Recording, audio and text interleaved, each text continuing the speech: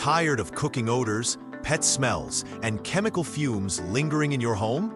There's a powerful solution you might not know about. Activated carbon air filters use specially treated carbon with millions of tiny pores that act like magnets for odors, gases, and harmful chemicals that regular filters miss. These powerful filters excel at removing cooking and pet odors, cigarette smoke, chemical fumes and gases, mold and mildew smells. Unlike regular filters that only catch particles, activated carbon actually absorbs and neutralizes these invisible pollutants. The activated carbon absorbs gases and odors. It's like a molecular sponge.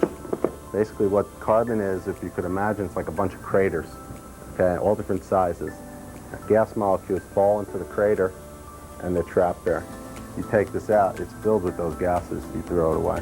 And that's how carbon basically works. Carbon's good on most all odors, except for odors that are generated by ammonia sources, such as urine, Yeah.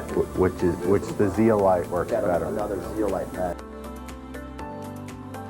Carbon should be changed every 3 months.